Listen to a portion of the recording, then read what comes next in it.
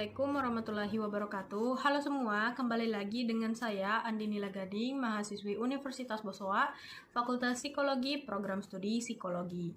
Nah, pada video kali ini saya akan menjelaskan materi mengenai menjadi mahasiswa yang percaya diri, bergaya hidup sehat, mandiri, kerja keras, dan berjiwa wirausaha. Teman-teman, kita masuk ke materi pertama, yaitu percaya diri. Percaya diri adalah sikap yakin akan kemampuan diri sendiri terhadap pemenuhan tercapainya setiap keinginan dan harapannya. Percaya diri juga merupakan keyakinan orang untuk mempunyai kemampuan untuk melakukan sesuatu yang mencapai tujuan tertentu. Percaya diri juga merupakan keyakinan orang atas kemampuannya untuk menghasilkan level-level pelaksanaan yang memengaruhi kejadian-kejadian yang ada di dalam kehidupan mereka. Percaya diri mengevaluasi pengalaman-pengalaman masa lalu. Percaya diri adalah psikologi positif. Ia bercerita tentang faktor-faktor yang menciptakan makna pada individu. Ide-ide personal kita dapat memengaruhi interaksi sosial kita. Maka, mengetahui perkembangan kepercayaan diri adalah penting karena ia dapat membawa kita kepada kehidupan yang lebih produktif dan lebih bahagia. Dengan percaya diri, kita sadar akan eksistensi diri, akan inti kepribadian kita yang tidak dapat diubah dan yang sedang berlangsung selama hidup kita, berapapun bervariasinya lingkungan kita, dan bagaimanapun berubahnya pendapat dan perasaan orang lain. Percaya diri itu penting dalam hubungan dengan percaya pada orang lain. Percaya diri berarti keyakinan pada diri. Erich Fromm 1953 juga menyatakan bahwa untuk memiliki keyakinan diperlukan keberanian, kemampuan untuk mengambil resiko, kesediaan untuk menerima penderitaan dan kekecewaan. Mempraktikkan keyakinan dan keberanian dimulai dengan detail kecil dari kehidupan kita. Langkah pertama adalah mencatat kapan dan di mana orang kehilangan keyakinannya.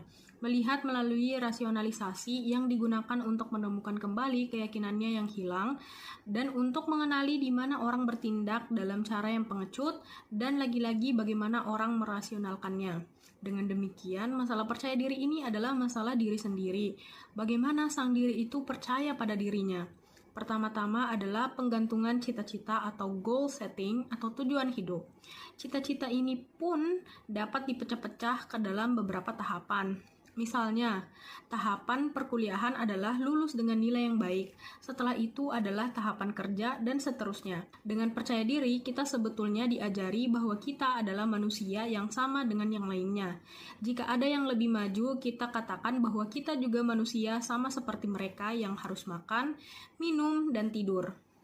Ada kutipan kata yang berkata, mereka laki-laki, kita pun laki-laki. Kum rijal wa nahmu rijal, kata Imam Hanafi. Untuk mendidik kepercayaan diri anak, keluarga di rumah mesti membawa anak pada kepercayaan dirinya, yaitu bahwa anak dapat melakukan sesuatu, belajar sesuatu, membicarakan sesuatu secara baik. Di sini, orang tua semalas dan sesibuk apapun, kita harus membuat anak-anaknya tumbuh dengan kepercayaan diri yang baik. Sedangkan di sekolah, guru-guru dapat mendidik siswanya agar dapat yakin akan kemampuan dirinya sendiri. Misalnya, para siswa harus bisa berani menyatakan pendapat, harus bisa berani tampil di hadapan orang lain, misalnya pidato, menyanyi, menari, dan lain-lain. Harus yakin, tidak ragu-ragu akan tindakan yang dipilihnya, jangan mencontek pekerjaan orang lain, dan lain-lain. Demikianlah rasa percaya diri ini harus selalu ada, karena percaya diri itulah manusia ada, dan dengan percaya ini pula dia bisa berprestasi. Masuk ke materi yang kedua, yaitu bergaya hidup sehat. Bergaya hidup sehat adalah segala upaya untuk menerapkan kebiasaan yang baik dalam menciptakan hidup yang sehat dan menghindarkan kebiasaan buruk yang dapat mengganggu kesehatan. Gaya hidup sehat adalah kesinambungan kesehatan personal. Ini merupakan aktivitas individu, keluarga, ataupun masyarakat dengan misi memajukan atau menguatkan kesadaran tentang kesehatan, mencegah atau mengobati penyakit. Mendapatkan dan melangsungkan kesehatan adalah proses yang mesti berlangsung secara terus-menerus. Strategi untuk selalu sehat dan mengembangkan kesehatan diantaranya adalah asupan gizi yang baik, pengamatan atas kondisi kesehatan sehari-hari, olahraga yang teratur, aktivitas sosial, kebersihan, dan manajemen stres. Nah, gizi yang baik adalah asupan bahan yang penting yang berbentuk makanan ataupun minuman untuk menyangga hidup. Gizi ini penting guys, mengingat masalah kesehatan pada dasarnya dapat dicegah atau dikurangi dengan cara makan diet yang sehat. Karena tubuh ini terdiri dari berbagai senyawa kimiawi yang berbeda-beda, maka tubuh pun memerlukan asupan yang berbeda-beda, yaitu karbohidrat, lemak, protein, mineral, vitamin, air, dan lain-lain. Asupan-asupan tersebut harus dilakukan secara seimbang. Nah, ada pula olahraga yang teratur. Olahraga atau latihan fisik adalah aktivitas tubuh yang mendorong atau melangsungkan kebugaran fisik dan kesehatan tubuh. Olahraga dilakukan untuk berbagai alasan, mengembangkan otot, melatih kemahiran, menurunkan berat badan, membantu mencegah penyakit-penyakit seperti kemakmuran, yaitu serangan jantung, penyakit kardiovaskular, diabetes, dan kegemukan atau obesitas. Olahraga pun dapat mengelastiskan pembuluh darah, mengembangkan kesehatan mental, membantu mencegah depresi, membantu mempromosikan atau melangsungkan kepercayaan diri yang positif, dapat membentuk postur tubuh yang baik dan indah, bahkan dapat menyehatkan kerja otak. Yang kedua ada aktivitas sosial. Kelangsungan hubungan sosial yang kuat dihubungkan dengan kondisi kesehatan yang baik, umur panjang, produktivitas, dan sifat yang positif. Ini karena interaksi sosial positif ternyata dapat meningkatkan kemantapan emosi dan kecerdasan sosial yang pada akhirnya membuat diri merasa lebih sehat.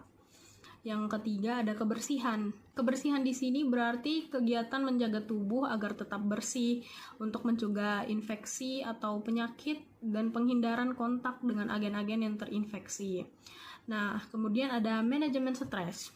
Stres psikologis yang lama dapat berdampak negatif atas kesehatan, yaitu dengan terjadinya kerusakan kognitif yang diperparah dengan usia tua, depresi, dan ekspresi terhadap penyakit. Manajemen stres ini merupakan metode penerapan untuk mengurangi stres atau meningkatkan toleransi atas stres. Nah, masyarakat yang sehat adalah masyarakat yang sudah mengerti bagaimana untuk sehat, yaitu ketika tiap orang berusaha untuk tetap mengamati kesehatan mereka sehari-hari. Ketika tiap orang sadar sosial, ketika kebersihan tetap terjaga di mana-mana mereka berada, dan ketika tiap orang bisa mengatasi masalah stres mereka.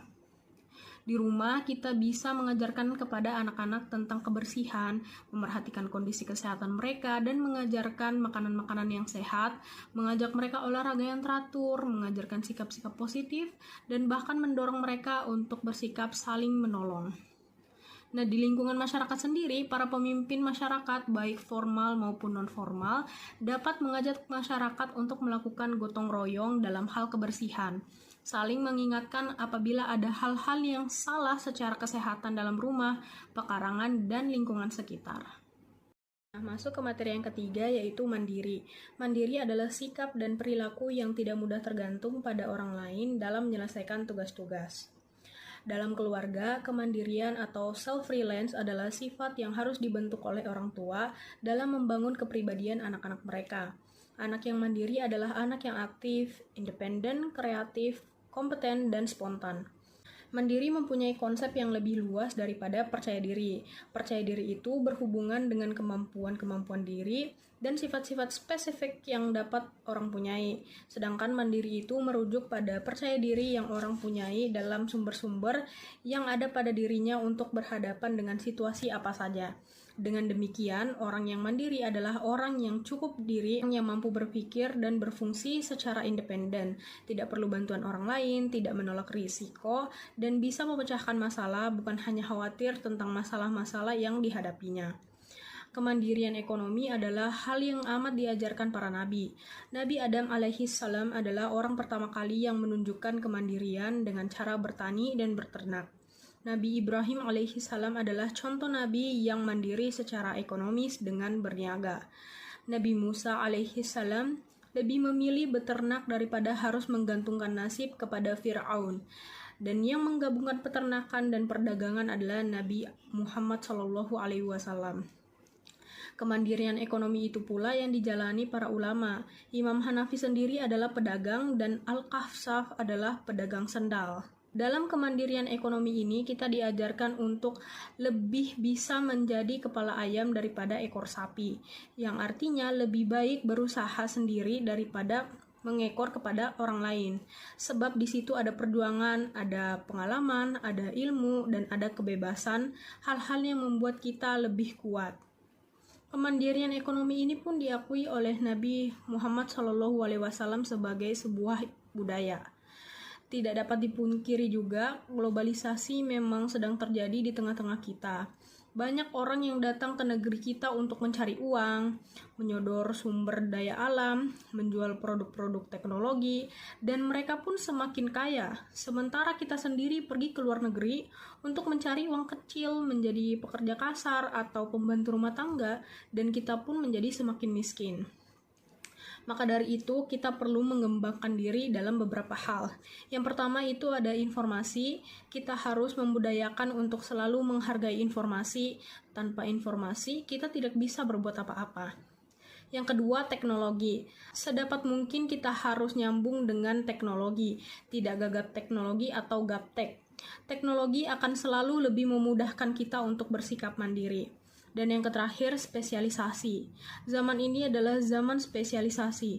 Tanpa kekhususan kemampuan pada diri kita adalah nol, tidak bernilai. Demikian karena orang menggunakan kita karena kita berkemampuan khusus. Kemandirian yang utama adalah kita terlatih untuk bertindak sendiri, untuk survive kita harus bertindak sendiri. Demikian sehingga kita tidak mengganggu orang lain. Sekarang kita masuk ke materi keempat, yaitu kerja keras. Kerja keras adalah perilaku yang menunjukkan upaya sungguh-sungguh dalam mengatasi berbagai hambatan guna menyelesaikan tugas, baik pekerjaan ataupun belajar dengan sebaik-baiknya.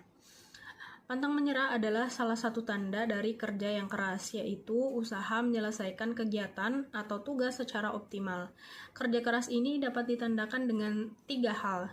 Yang pertama, menyelesaikan tugas dalam batas waktu yang ditargetkan. Yang kedua, menggunakan segala kemampuan atau daya untuk mencapai sasaran. Dan yang terakhir, berusaha mencari berbagai alternatif pemecahan ketika menemui hambatan. Satu-satunya cara untuk mendapatkan sesuatu dari alam ini adalah kerja keras. Kemajuan dan kekayaan manusia dari alam ini tergantung kepada usaha. Dengan kata lain, tidak ada seorang pun yang bisa hidup dengan makmur tanpa usaha yang sungguh-sungguh. Tidak ada kehidupan yang penuh dengan kebahagiaan dan karunia tanpa kerja keras. Manusia hendaknya sanggup bekerja bersungguh-sungguh untuk mencapai kehidupan yang bahagia, sebab kesukaran itu akan disusul dengan kemudahan atau kebahagiaan. Bekerja merupakan keperluan yang niscaya bagi manusia, karena dengan bekerjalah manusia dapat memenuhi keperluan hidupnya atau lebih jauhnya dapat mencapai kebahagiaan yang diinginkannya. Oleh karena itu, maka tak heranlah jika manusia disebut sebagai makhluk pekerja atau pencipta, atau homo creator.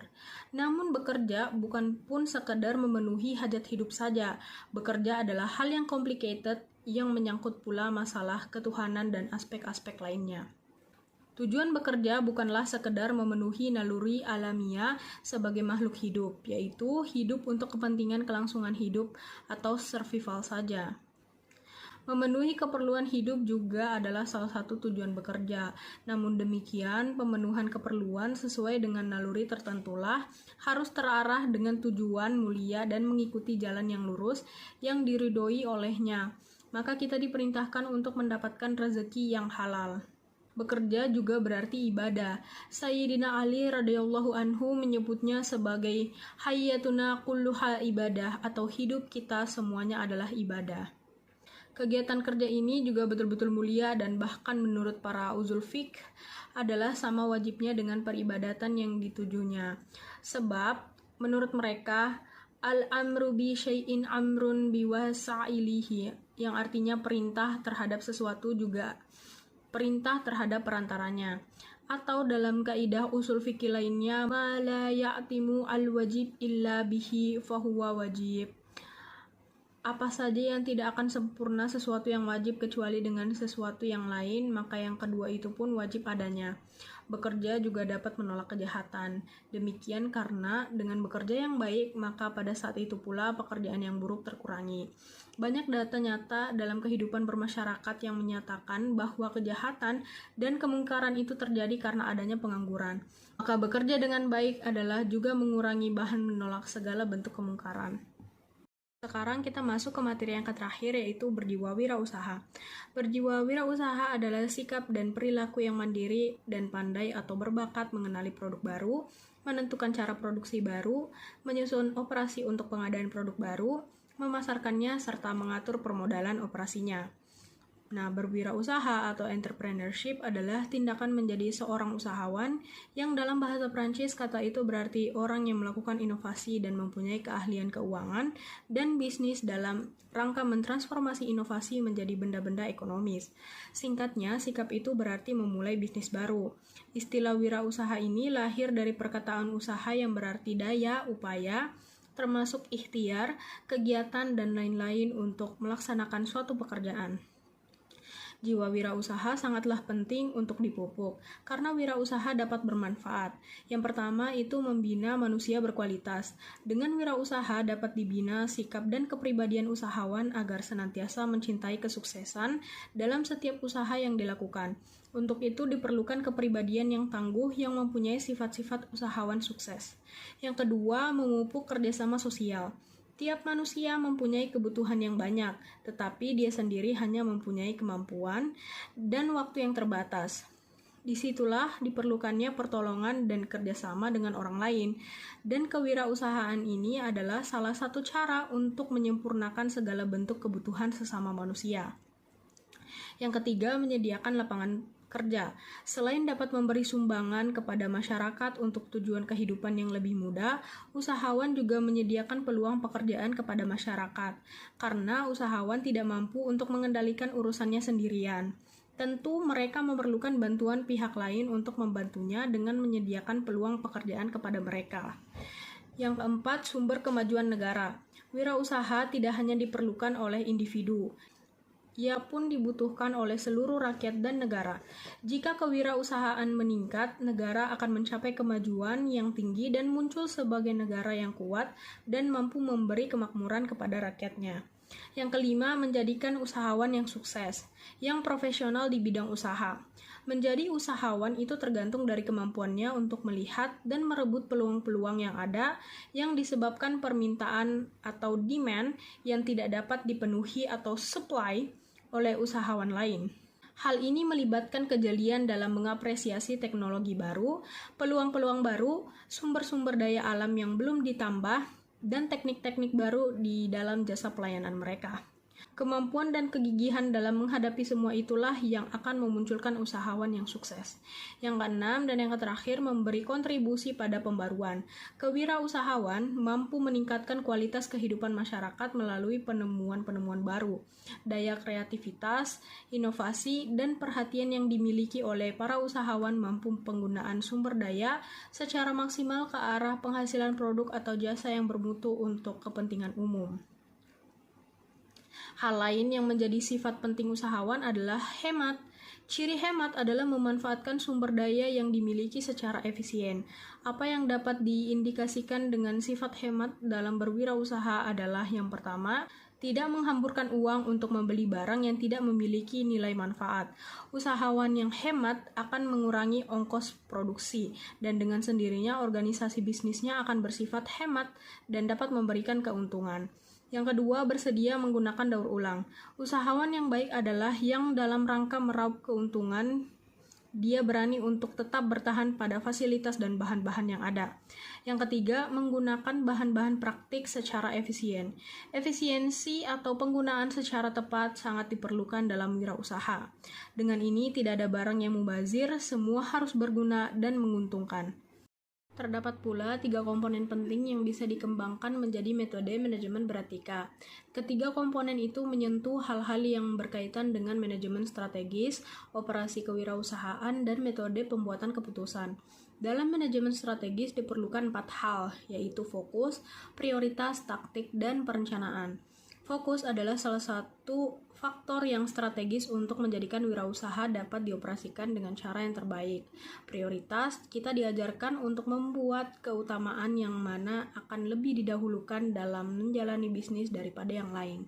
Taktik adalah menjalankan suatu strategis di tingkat lapangan. Setiap langkah perjuangan mestilah digerakkan secara taktis agar langkah tersebut membuah kesuksesan. Perencanaan memang sangat melekat dalam rangka strategi kewirausahaan. Demikian karena tanpa perencanaan yang matang, semua akan menjadi sia-sia. Dengan perencanaan, jiwa kita sudah siap sedia menghadapi kegagalan. Misalnya, kesiapan kita menghadapi kegagalan akan membuat kita lebih tegar dan bisa bangkit kembali. Komponen kedua adalah aspek operasional. Aspek ini adalah perjalanan organisasi kewirausahaan. Aspek inilah yang akan membuktikan kepada orang lain, termasuk pelanggan, kualitas wirausaha kita. Dalam aspek operasional ini diantaranya adalah yang pertama, kejujuran kita dalam melakukan timbangan dan jual beli. Menimbang produk yang kita jual atau mengukurnya adalah mekanisme penyelesaian kepada kesetaraan jual beli serta membeli keadilan kepada kedua belah pihak, yaitu penjual dan pembeli. Yang kedua, ketelitian kita dalam pembukuan. Pembukuan adalah sangat penting bagi seorang usahawan, karena pembukuan yang lengkap memudahkan usahawan dalam menganalisis usahanya. Yang ketiga, penunaian janji yang tepat. Menunaikan janji merupakan nilai diri yang positif dan amat penting pada diri usahawan.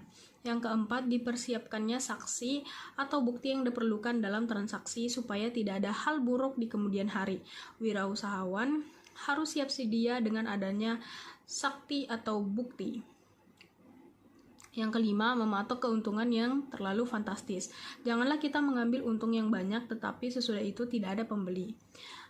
Ambillah keuntungan yang sedikit, tetapi kegiatan usaha kita tetap jalan dan langgeng. Dan yang terakhir, pelayanan pada pelanggan yang baik dan sopan. Pembeli adalah raja, begitulah kata pepatah Cina. Di sini kita diajarkan bahwa yang membuat kita sukses adalah pelanggan kita sendiri.